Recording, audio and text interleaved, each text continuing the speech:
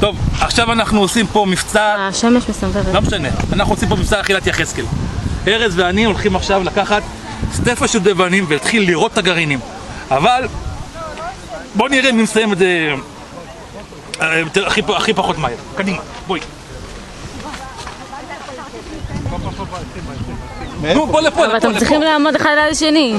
לפה, פה זה עץ מלא, תראי כמה העץ הזה מלא, תראי כמה שהוא מלא, לאט לאט, תראי כמה שהוא מלא. עכשיו אנחנו לוקחים ככה מהעץ, לוקחים ככה, תסתכלי. תראי את המצלמה לפה, ככה את רואה, לוקחים סטפה, לוקחים, אחת, מושכים.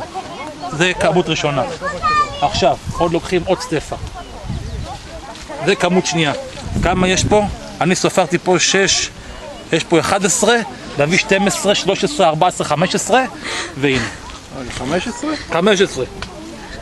נו, יעל, לא תעדיף לדחות אותו בתוך התחת? 15 דובדבנים. אנחנו מכניסים את הכל ככה לפה, יותר מוקלט את הקפה. איפה, למי יש מרשות לך? נתנה לך? לא, לא, עזבי. נתנה? מגבת לך. בוא נספר 15 גרעינים. אם אנחנו לא סופרים 15 גרעינים, בלענו אותה. 1, 2, 3,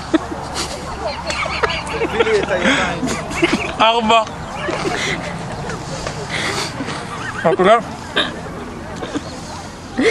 5, 6, לא שמת אותי, אלי. 7, 8, אוי, יאיר. איפה העץ? 9, זה העץ. 10, זה העץ, זה העץ. איזה עץ זה היה? 11, זה העץ. נגמר! בלעתי 4 גרעינים! די! לא נורמלי, הוא בלט גרעינים? 4 גרעינים בלעתי! עשו לך. אתה תגדלי כל אחד מהם לקח 14, זה הכניס לפה ואמר מי ש... איזה עץ שלנו, איזה עץ. עכשיו תגדלי שערות בבטן! קסקסי! תיזהרי שלך דבורה. יאללה תעצרי. אמא.